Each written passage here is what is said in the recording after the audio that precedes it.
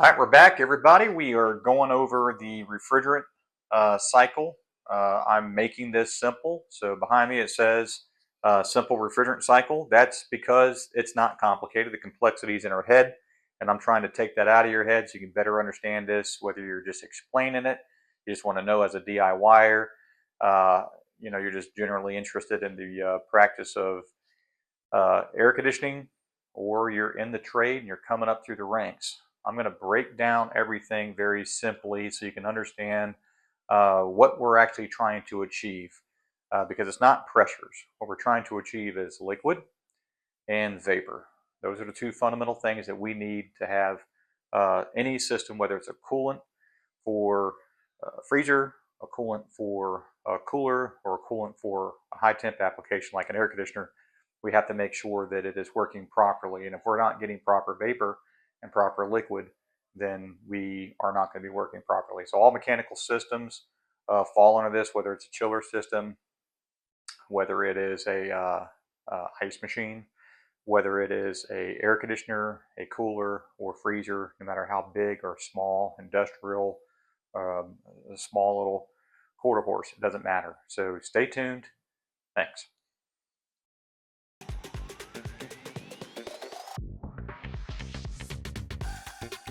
Thanks for tuning back in. Picking up where we left off the other day, we have this image behind me, which if you didn't watch that video, it's very simple.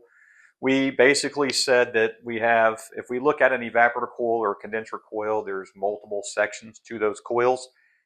And what I mean by that is we have four squares here. If this represented the evaporator coil, we would say we have 1, 2, 3, 4 sections. All right. We have the same on the condenser, which means each one of these sections has its own duty to move refrigerant in and out of it. Okay.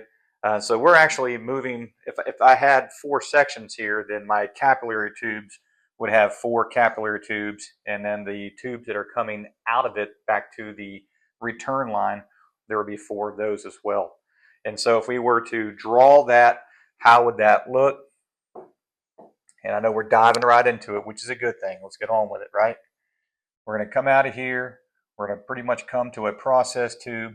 Out of that process tube, we're going to come in. We're going to tie in to every one of these coils, right? And then when we leave that coil, we're going to come out in different sections of the coil again. So I'm going to just say that each one of these is going to represent a output, and this will be the liquid line that feeds our dryer. And we're basically going to take each one of these and we're going to tie it in to the liquid line. There we go. So we have vapor coming in and liquid relieving. So we'll just go ahead and write that up here. Vapor and liquid. Pressure didn't change, just the state of refrigerant changed. As we leave that dryer, we went to a capillary tube, or sorry, a piston. That piston had a small orifice in there that was metering refrigerant. And now we are feeding liquid refrigerant to different sections of our evaporator coil. And every one of those has got liquid entering the coil. And leaving that coil, if we boil everything off correctly, then we're going to leave in a vapor state. And so I'm just going to draw another process tube here.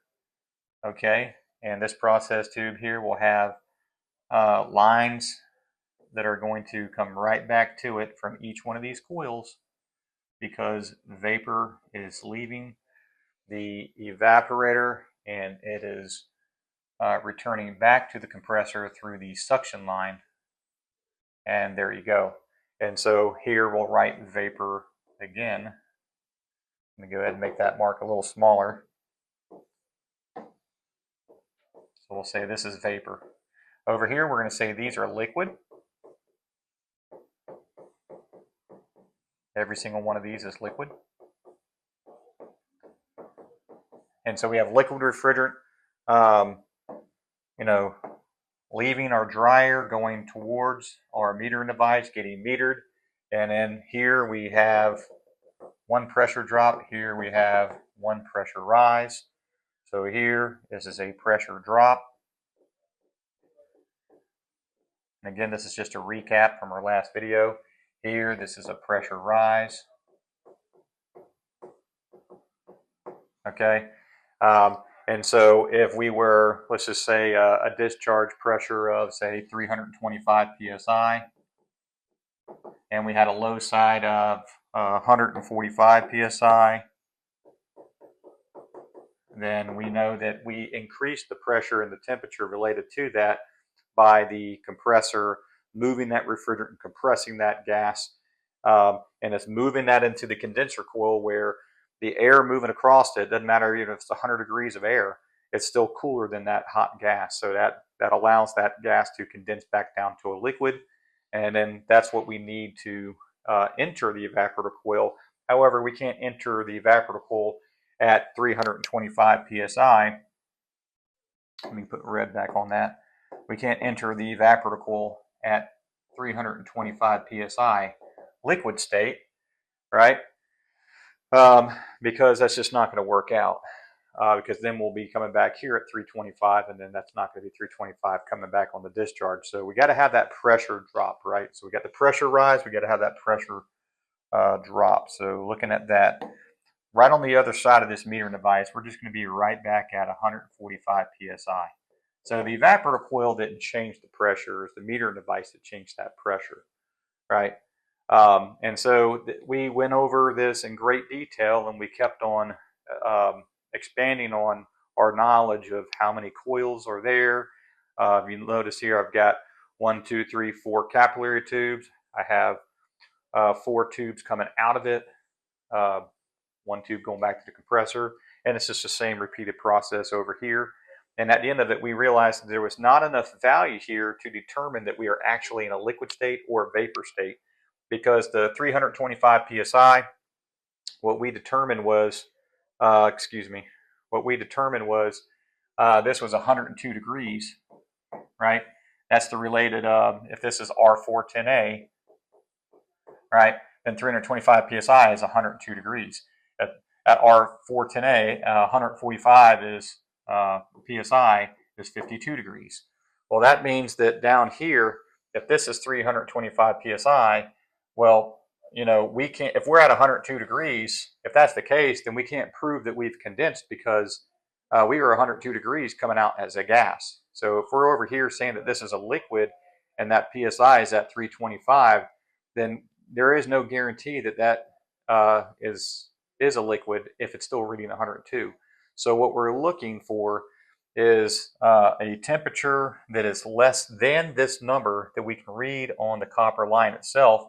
Say we were to clamp that line and say we were to read something like, I don't know, 88 degrees, then 88 degrees from 102 degrees, that's 14 degrees of subcooling. So that subcool would be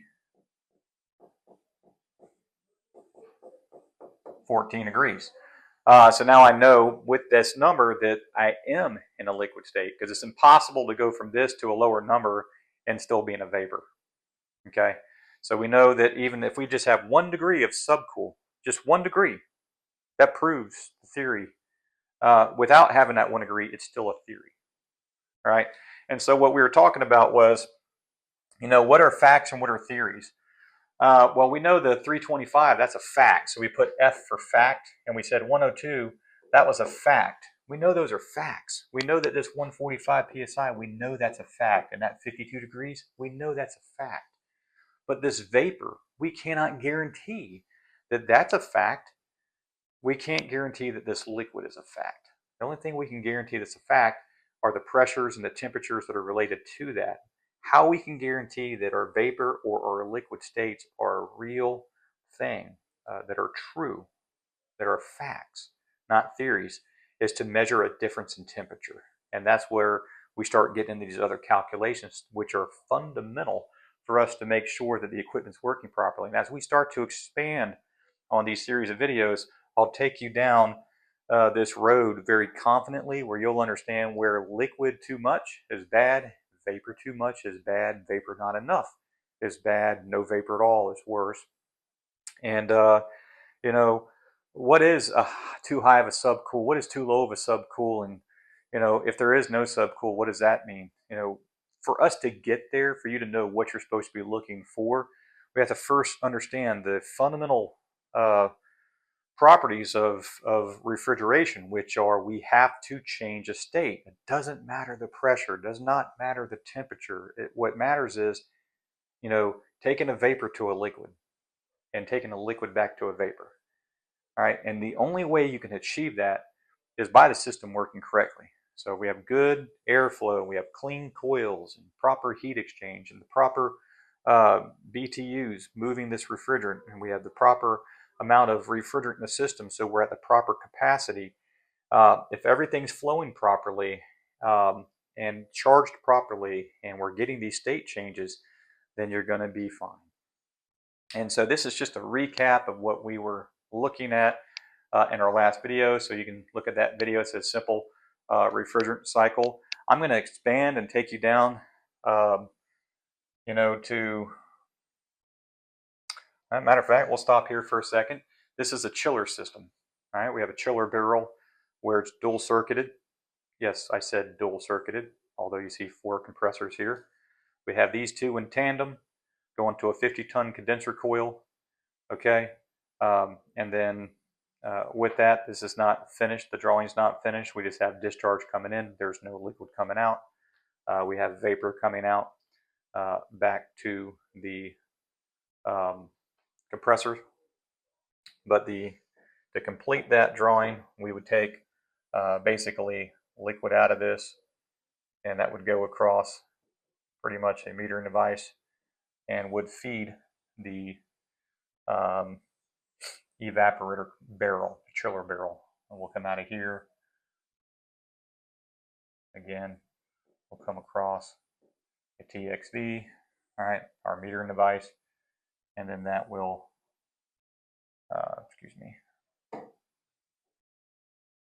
there we go. And so we can say this is, circuit 1, circuit 2, right? And so, that looks complicated to a lot of people that don't really work on this stuff. But to be very fair, if you look at this, I don't see what looks complicated about that at all.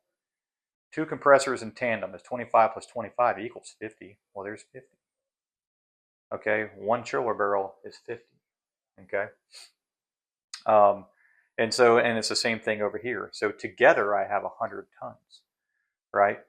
And so at the end of the day, it's not really complicated. And I have water going in, water out. This is not a chiller class. I just want to take you down. Like if you worked on something on the industrial side, like on the small side of industrial, this is pretty much what you would be working on and having to have a general understanding. And what might be more complicated on this are maybe the controls, but not so much the refrigerant circuit itself, because it's pretty bare. Now let's just go ahead and take you back to something that you typically work on, something that you can typically find anywhere. You have an A coil, an expansion valve, compressor, a dryer, and a condenser coil. Now if you notice here, I've got 6 different colors on this coil, and I have 6 different colors on this coil. I'm going to go ahead and label these components here real quick. We'll go ahead and let's go ahead and do this here real quick. We'll say this is a condenser coil. All right, condenser coil. And we'll say this is our evaporator coil.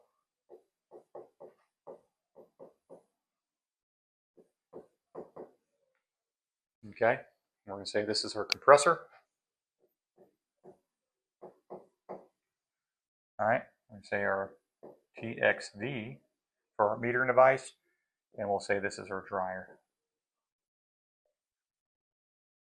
So there's our 5 components here, right? And we have 4 major components here.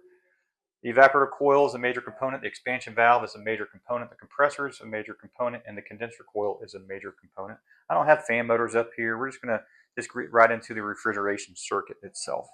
Now, just expanding what we already learned the other day, We're going to come out of here with our discharge line. That discharge line is going to tee into a copper pipe. This copper pipe is going to have tubes that feed each section of our condenser coil.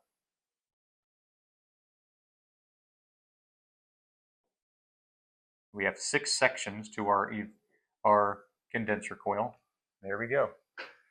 All right. Now we're going to have to leave that. I'm going to go ahead and make my mark a little smaller. I'm just going to say on the other side, we're going to leave our condenser coil in a liquid state. So I'm going to go ahead and just make my mark a little bit bigger. We'll come out of here. I'm going to come up. Okay. And then we'll go back and make our mark a little smaller. And we're just going to tee right back in to our copper pipe. Okay. And this will be our outlet of our coil, and this will be traveling towards the evaporator. Of course, it has to be metered before it gets there. Okay. Now we're going to go ahead and just start labeling a couple of things. We know that our state here is a vapor. And go ahead and we're going to go ahead and make our mark a little bit larger than that so we can just see it a little bit better. So we'll say vapor. We're going to go ahead and give it a pressure while we're at it. We'll say that we're at 275 degrees psi.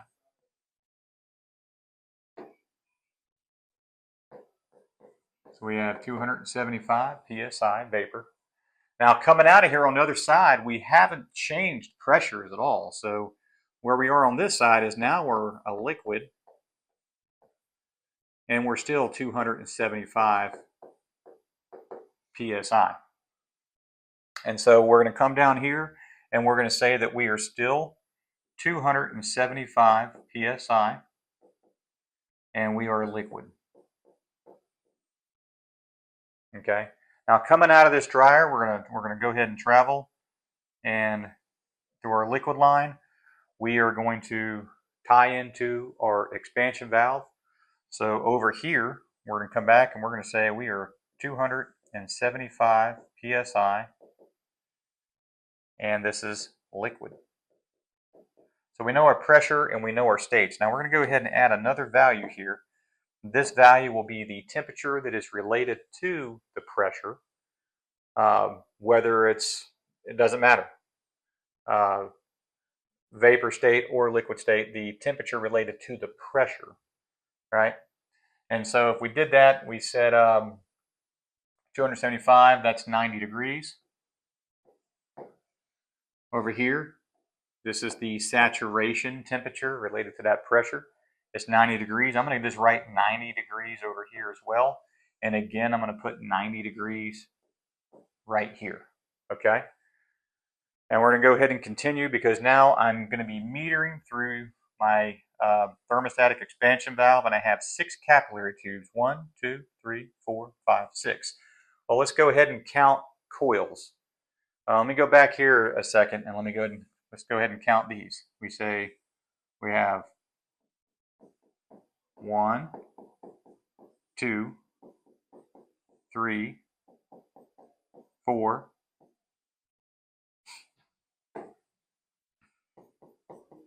5, 6. Okay, so we have 6 coils here. We have 6 inlet tubes.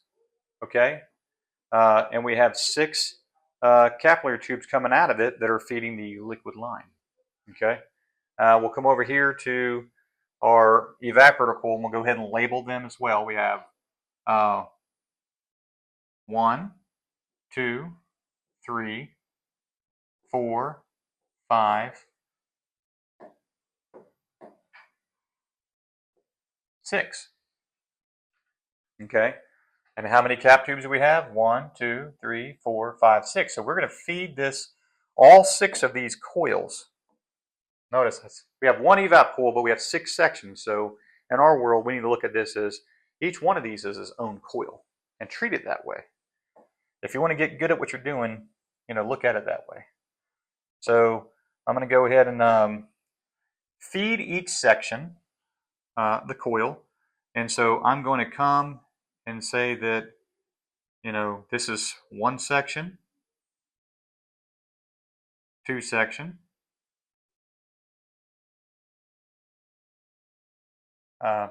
3 sections. We have these other 3 over here. I'm going to come over and say 1, 2, 3. And that's starting to look like your evaporator coil already, where you're tying into all over this coil. And now you know that we are coming into 6 different sections of that coil. So now we're going to go ahead and look at what state are we supposed to be in when we meter here. Okay, well, you're supposed to meter a liquid, so you're still a liquid. But there is a pressure change. All right, so I'm going to finish drawing the refrigerant circuit. I'm going to go ahead and just make my mark a little bit larger. And we're going to say we have a process tube. This process tube here, matter of fact, let me make it a little bit larger than that.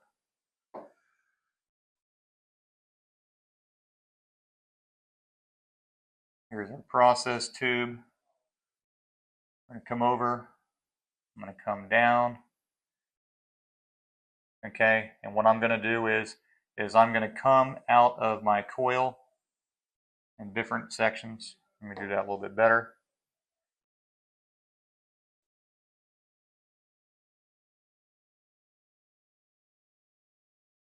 Okay, there's 3 sections.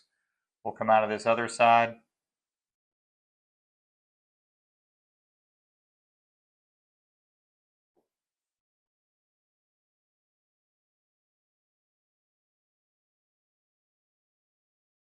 There we go.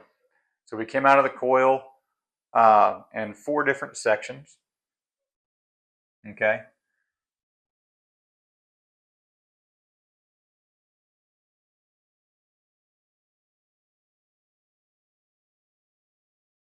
All right. Now we have to have this sensing bulb here read the temperature. So what I'm going to do is just make this very close to my sensing bulb so we can read this temperature here. And then we'll just bring it back up. And now we are able to open and close the expansion valve based on the temperature of the refrigerant returning that causes that expansion to happen with the gases inside the bulb and that diaphragm. It can open that valve up, force that spring-loaded pin to open to allow more liquid to come in. So as that temperature starts to drop, then that valve starts to close down because the gas is not expanding so much, so you don't flood your coil out, right? But if it's starving for refrigerant, then it's going to open up because the line will be warmer. I'm not going to give you an expansion valve class right now. We'll save that for another video because we can have fun with that. But, we have to talk a little bit about it. So we're going to cover a little bit about that. So now we have a very familiar refrigerant circuit that you can comprehensively understand, because it looks just like the one in your unit. It's just a straight coil. We have a condenser coil, an evaporator coil, and yes, we are saying that you have 6 sections here based off of my diagram, and 6 section here based off of my diagram. And we had 6 capillary tubes feeding those 6 sections. Okay, now let's look at the state of refrigerant that we are supposed to be in. Well, all of these over here are going to be at a lower pressure. So let's just say that we're dealing with 105 psi, and we're going to say liquid. That's right. Everything over here is liquid. It's just at a lower pressure. And I'm going to go ahead and give you a temperature that's related to that pressure, and it's 34 degrees. All right. And so taking that a step further, just looking at what we have, we know over here we're still 34 degrees. Over here on this side, we're still 34 degrees, right? We're going to go ahead and just put some pressures on these. Here we're 105 psi. Over here we're 105 psi. Okay. Over here we are actually a vapor, and over here we're a vapor. So what happened? We didn't change any pressures or temperatures, but yet we went from a liquid to a vapor. That's the theory. Okay, that's the theory. So let's talk about a couple of critical points here. Critical point number one, this compressor, all right, you have a low side to a high side. You have 105 coming in, you're compressing that gas, and you're coming out at 275 psi. So we're going to say here you have a pressure rise. Now with that, you also have a temperature rise. I'm going to put temp rise, right? And here's your proof, 105 to 275 and 34 degrees to 90 degrees. There you go. The only thing that brings that pressure back down is this metering device. So your second critical component would be the expansion valve. Now I can have a coil that we can say it's a major component, but it's not a critical component. This is critical because we go from low to high. This is critical because we go from high back to low. You have no functionality if that goes down. You have zero functionality if this goes down. I can have a dirty coil on either side of this thing, or a system that's even not properly charged, and it still does something. But if I lose a compressor, we're done. If I lose a metering device, you're done. And so these are our two critical points because we have a pressure rise, and now we're going to come back with a pressure fall. So here we're going to write down pressure fall, and with that, we're of course going to get a temperature fall. Right? That pressure drop is going to obviously cause a lower pressure, and the temperature related to it is 34 degrees in this scenario. But what proves that we are vapor? What proved that we are ever liquid? Because this is not enough data. So let's look here and let's just say what is a fact and what is not a fact. All right, so we'll say that this is a fact. So we're going to use F for fact. 275, that's a fact. Vapor, that's a theory. Not T for true, but T for theory. So we'll say T equals theory, and F equals fact. So that's a theory. These are facts. Let's go over here. All right, 90 degrees Fahrenheit. Yeah, that's a fact if it's 275 psi. But liquid, is that a fact or a theory? What's a theory? Over here again, we're just saying the same thing. It's supposed to be 90 degrees at 275 psi when we're dealing with R410A. Okay, we'll go ahead and put that there. I'm going to make that a little bit louder for you.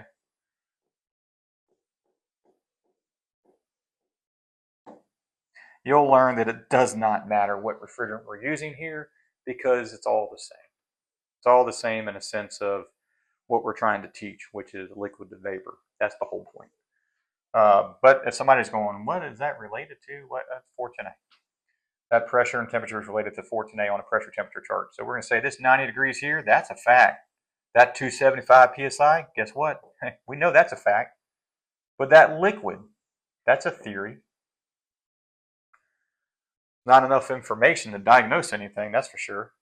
And the same thing over here. What do we have? 34 degrees? Yeah, we'll say that's a fact because it's related to 105 psi. But this liquid here, again, that's still a theory. Let's come over here. This vapor here, guess what? That's a theory. But the pressure and the temperature, those are facts. Same thing over here, just 34 degrees. We'll say that's a fact because it's related to the pressure, but as far as the state of that refrigerant, whether it's in a vapor or liquid, that's still a theory. The only way I know that I have taken this temperature of 90 degrees and have condensed it down to a liquid is to have 1 degree of subcool. And the only way that I can guarantee that I have taken this vapor at, or this temperature of 34 degrees and have boiled that off, because over here it's 34 degrees in a liquid state. How do I know that leaving that 34 degrees, how do I know that's in a vapor state? Because I need at least 1 degree higher than that. So if I had a 1 degree superheat, doesn't mean it's good, but it does prove that I am vapor.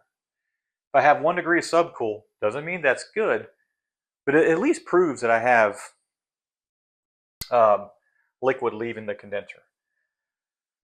Okay, so let's look at how would we achieve that? Well, we can take a clamp. We'll clamp it here.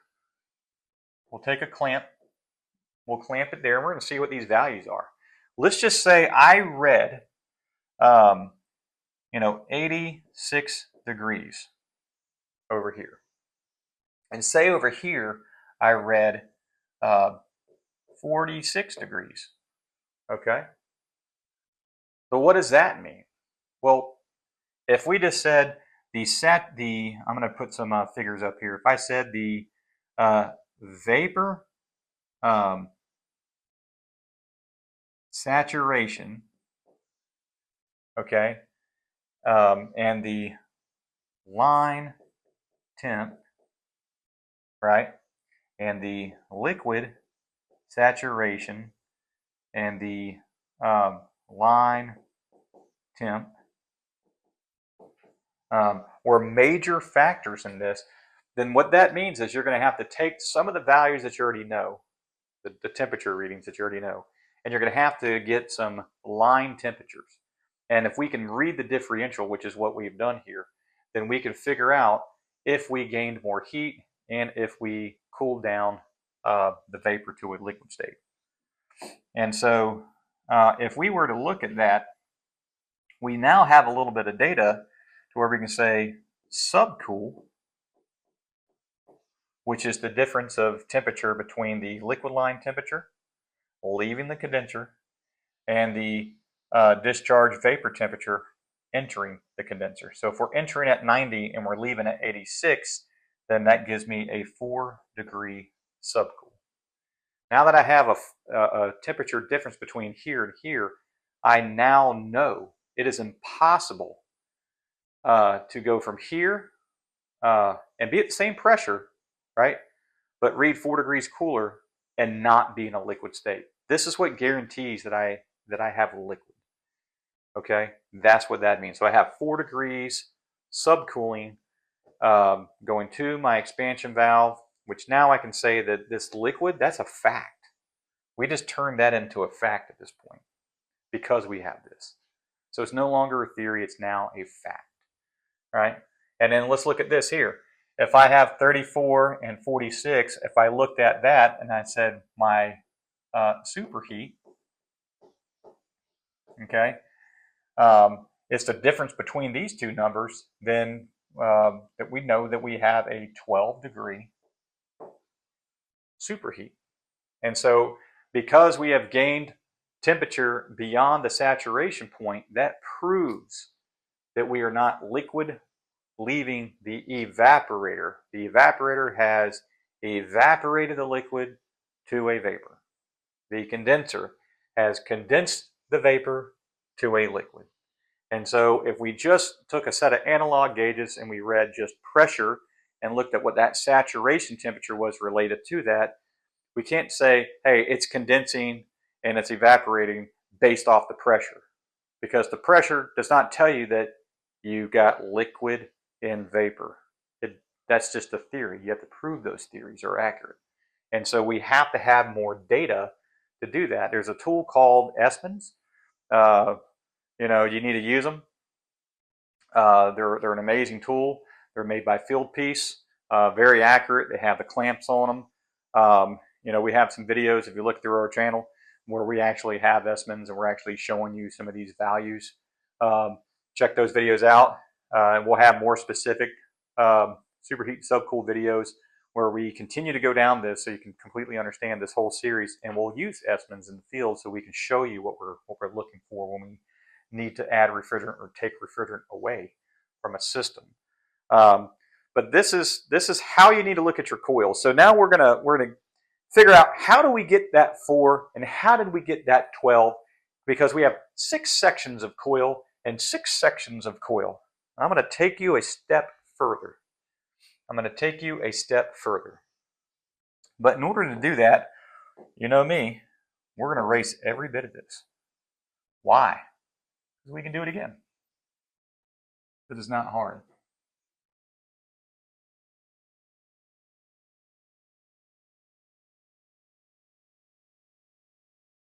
And we're not going to label these sections anymore, and we're not going to label our components because we already know what they are. All right.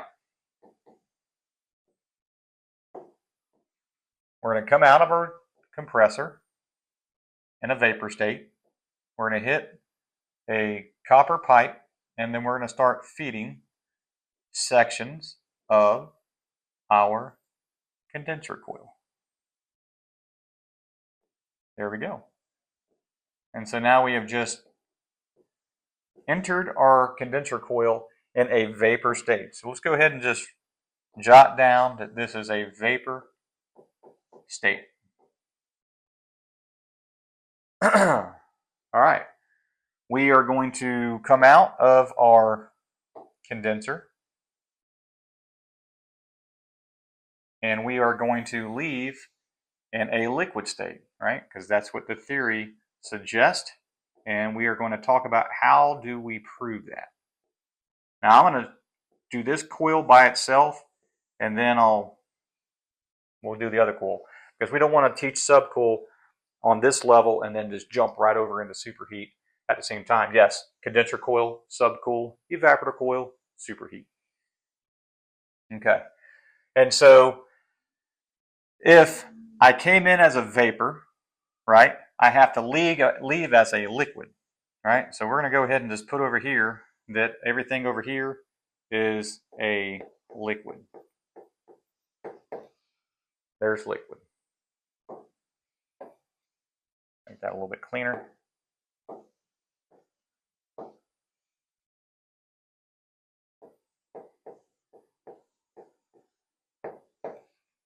Liquid. And let's go ahead and put some pressures on it. We'll say we have 305.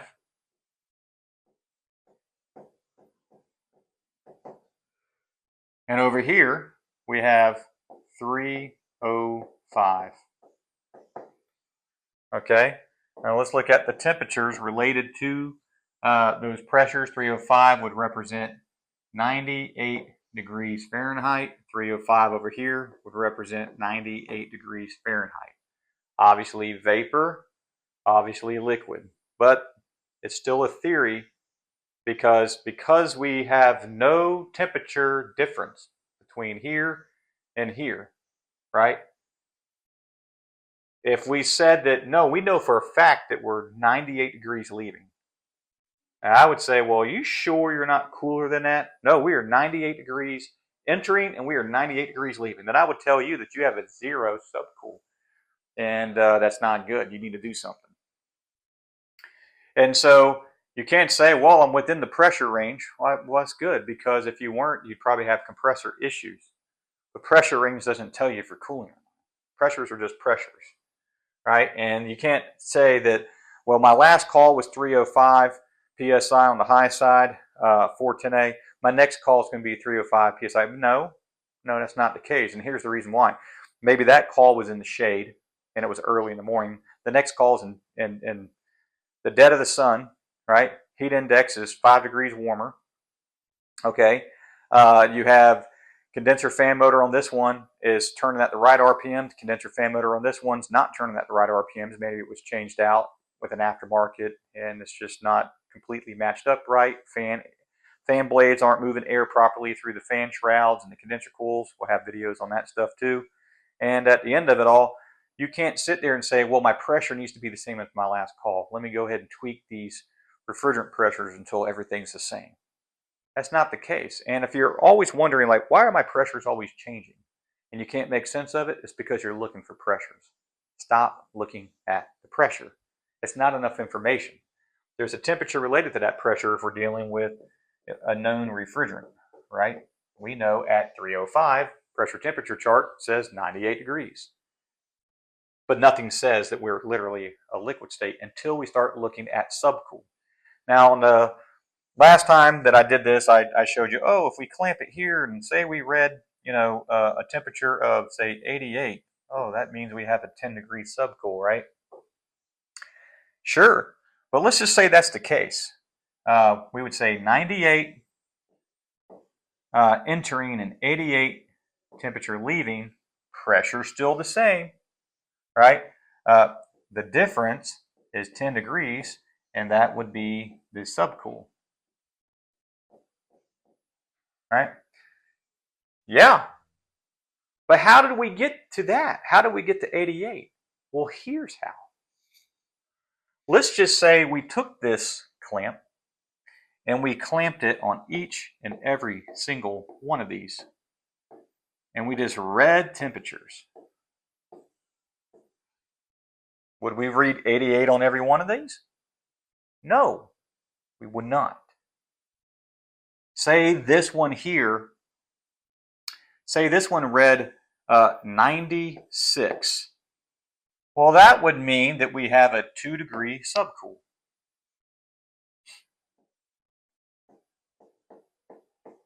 Okay? Say here we're 98 coming in, and say we're 94 coming out. Well, that would mean we are 98 minus 94. We are a 4-degree subcool. Okay? All right. Are we heading in the right direction? Let's look. 4 plus 2 is 6. Divided by 2 is 3. Oh my God, we're not going to get to 10 this way. I hope we get more subcooling on one of these other ones. All right, so we're 98 coming in. Let's see what we're coming out. Say we're 88 degrees coming out. Well, that means we have a 10-degree subcool here. So we're 98 coming in, and say we read 90 degrees coming out.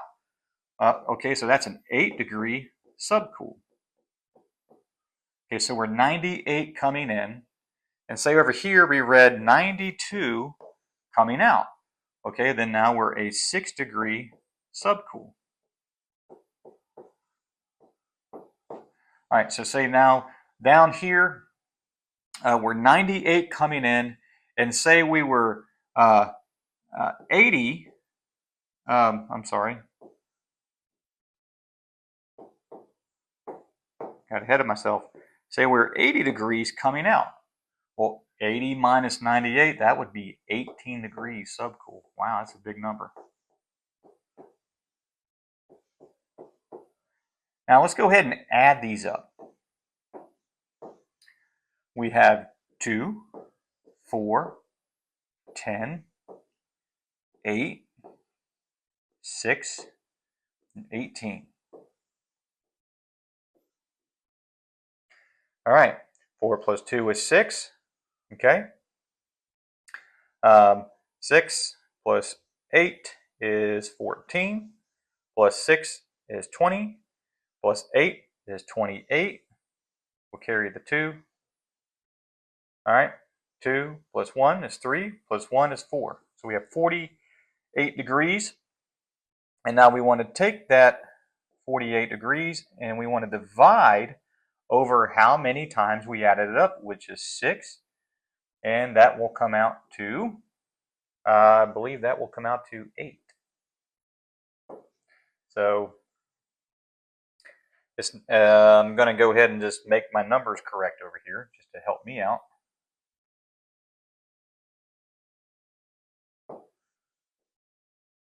Okay, and so if I wanted to have 8 degrees subcool here, then I would have to be 90 here, which means I read 90 degrees here.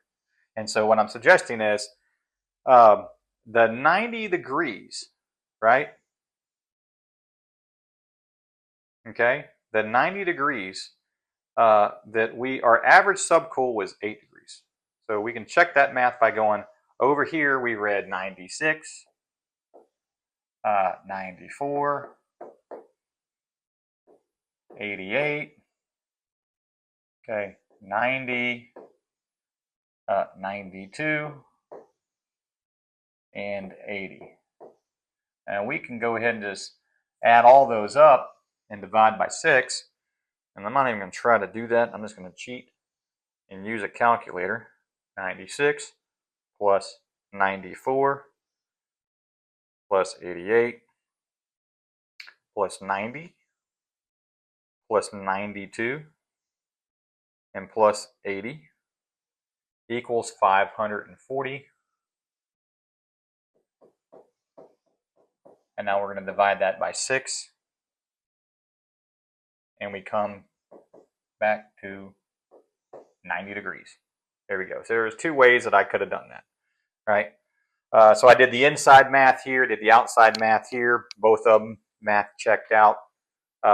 8 degree subcool. So that explains, how did we get to an 8 degree subcool? Well, simple. We know we're 98 degrees here at 305 psi. We're 90 degrees here, still at 305 psi.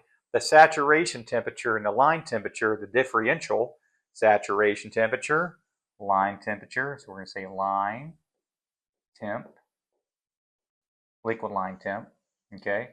And then this will be liquid, this would be, the liquid line saturation. And the difference between those two is 8. But how did we get to 90 in the first place? Well, go back. We're not clamping every single one of these. If we did, we would read, 96, 94, okay, 88, 90, 92, ooh, 80. Well, that one's performing the best. This one's performing the least. Maybe you need to clean this section better. Maybe you need to clean this section better, right? Maybe everybody that was cleaning was just kind of cleaning down here and they didn't do a good job of cleaning up here. Could we have gained more subcool without adding refrigerant? Yeah, we could have. Maybe somebody came by and just mashed all the fins. You never know. Maybe, the fins are starting to flake because, the sprinkler head is about yay high and it's just shooting on this top section of the coil and it's just deteriorated the fins to a point to where they're so corroded that there's not very good heat transfer on those. There's many reasons why we can have a low subcool. But we're not checking individual sections of the coil, okay? We're checking the sum of all sections by just clamping at the liquid line. So now we can say, yeah, we condensed refrigerant in a very elaborate, detailed way, which you're not going to do that. You're just going to do it right here, 8 degree subcool. Okay, good enough. All I needed was 1 degree of liquid. Is that a lot? Nope. But it's enough to prove that I am condensing. All right.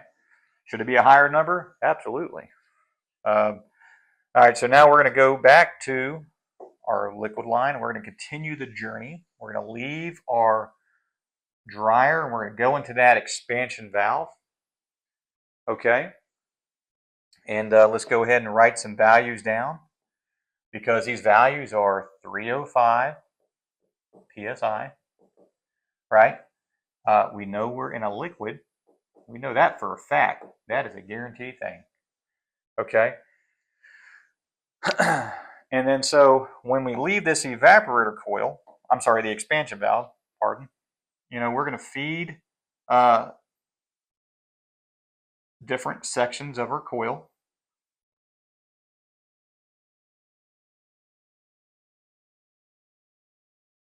Okay, there's one side of the evaporator. Now we need to feed the other side of the evaporator.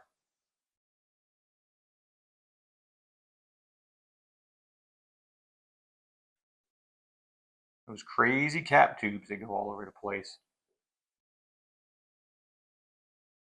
There we go. Starting to look like an air conditioner now. All right. And so now if we're 305 liquid here, we know we're liquid over here, right? But we're not 305 because we had a pressure drop. That pressure drop, very critical point here. All right. And that's what separates high side and low side. Okay. We're going to come back over here and make our mark a little bit bigger because now we have to leave the evaporator, hopefully in a vapor state. And so we're going to come up our process tube. That's going to come over. It's going to come down. That sensing bulb is going to strap to it. And it's going to go into our compressor, right? And so now we have to feed refrigerant back to this tube. It's not connected to anything. So we want to come in, right, in various different sections. We'll go ahead and connect our bottom section.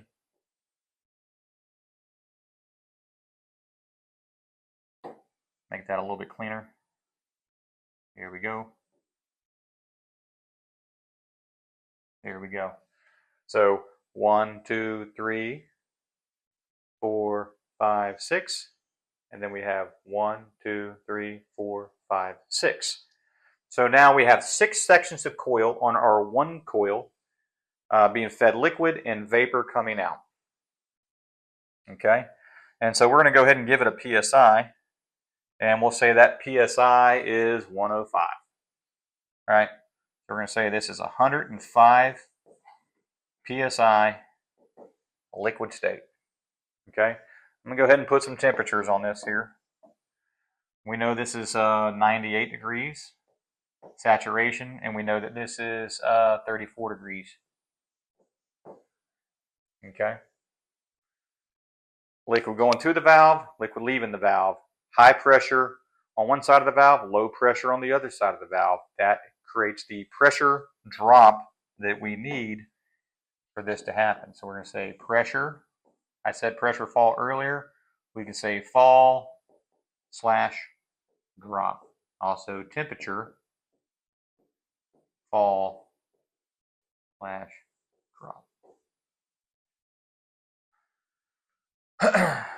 Okay, so we need to make sure that we are a vapor coming out of this evaporator coil. So we're going to say that we are a vapor in the theory, right?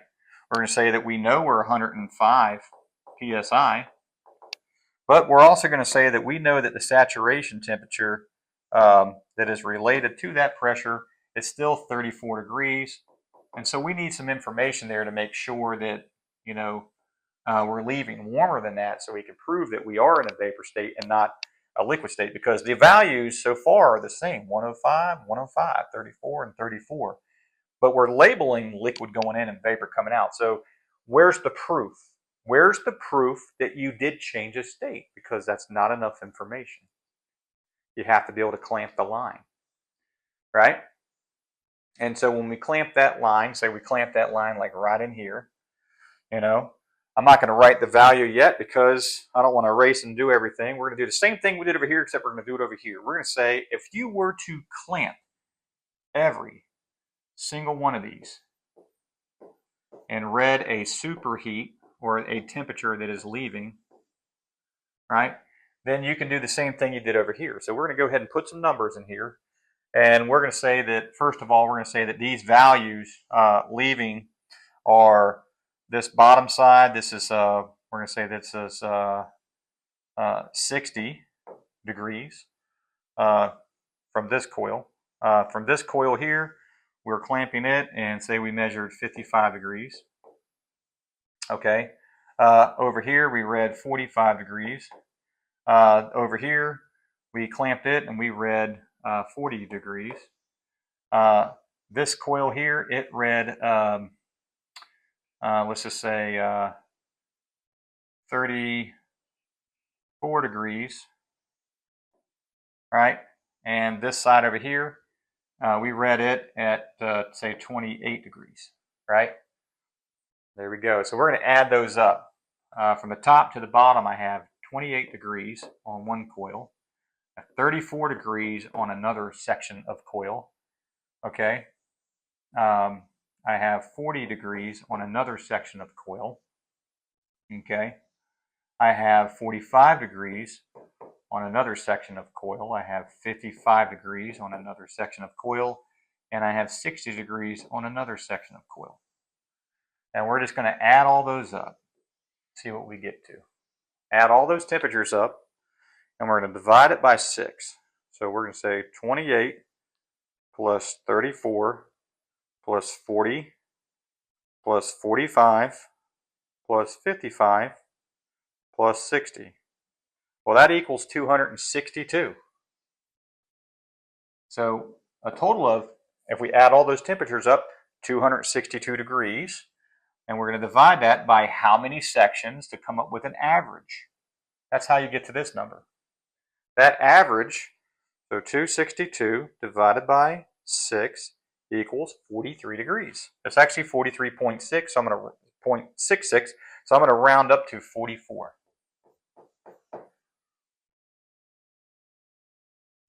So I have 44. Now we're going to find out what is my individual superheats on each one of these. Okay?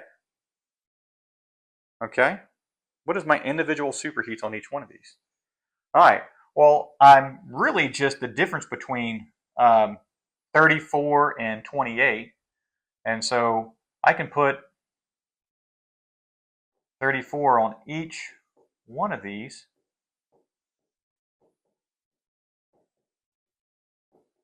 And let's just look and see what the difference is.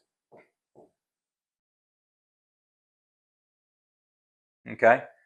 Well, the difference here, okay, the difference here is 4 and 2. That's 6. All right. So that's a 6-degree superheat. Okay. This one here, that's a 0-degree superheat because there's no difference. Here, this is a 6-degree superheat. This is a 11-degree superheat. 34 and 55, that would be a 21-degree superheat.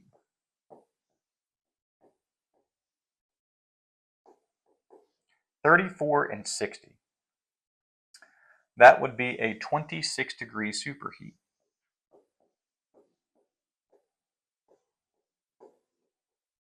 Okay, so we can also say that one superheat is 6, the next one is 0. We have a superheat of 6, we have a superheat of 11, we have a superheat of 21, and we have a superheat of 26. Let's go ahead and write those values inside these different sections of the coil. All right, this is 28. 28 gave us, this coil here was 6 degrees. All right, 34 and 34. This one here is 34. This is a 0 degree. So it looks like that top section of coil is giving me my lowest superheat value. I wonder why. Maybe I couldn't get up there and clean it very well. 6 and 0. But what about this one? Let's see, that one comes back. That's 40. 40, that was 6. So we're going to say this is a 6-degree superheat. What about this one over here? That was 45. Okay, 45, that was 11 degrees. Okay, getting warmer, right? No pun. And then if you look at this one over here, 55, there's 21 degrees. Now we're looking a little bit better. And then we'll just change our color up so we can see what's going on. And this one was 60, 26 superheat, so we're going to write down 26 here. Now we wrote all those up here. Now let's go ahead and see what they come up to.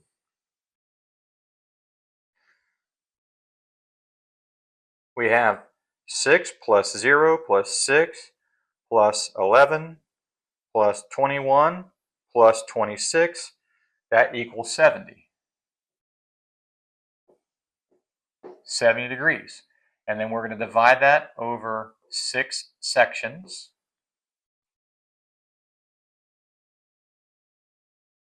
And then we get 11.6. 11.66, so we're going to round up and we're going to say 12.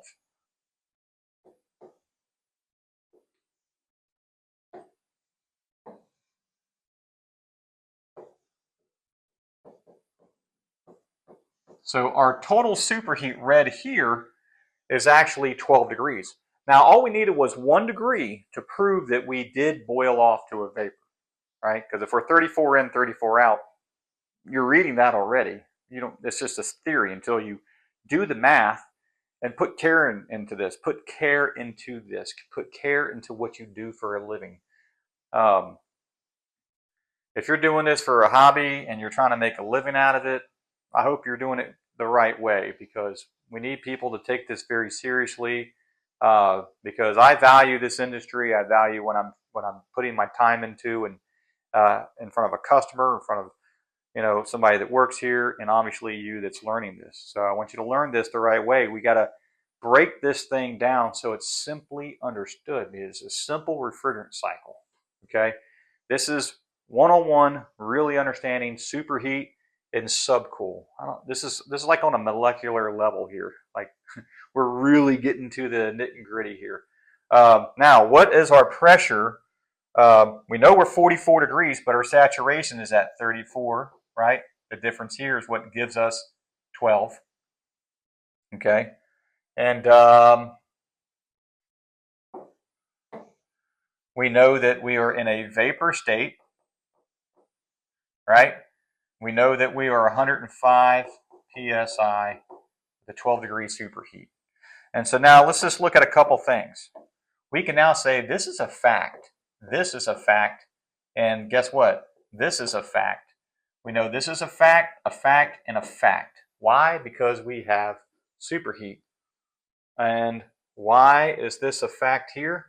All right, that's a fact. That's a fact. And guess what? That liquid is a fact. Why? Because we have subcool.